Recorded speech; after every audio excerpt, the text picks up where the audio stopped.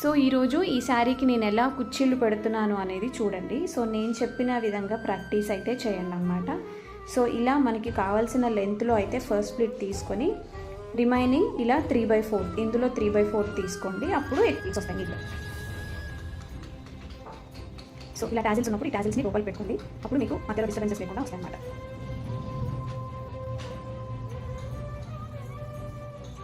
So ఇలాగా first pleat మాత్రం పెద్దగా, సో రిమైనింగ్ ప్లీట్స్ అన్నీ ఇందులో 3/4 కానీ హాఫ్ కానీ పెట్టుకోండి.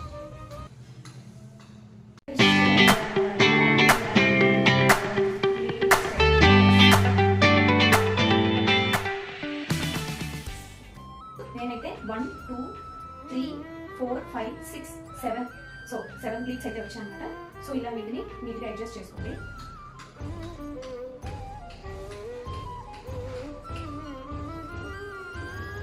సో ప్లీజ్ రావడం లేదు అని ఎవరు డిసప్పాయింట్ అవ్వద్దు. సో ప్రాక్టీస్ చేయండి.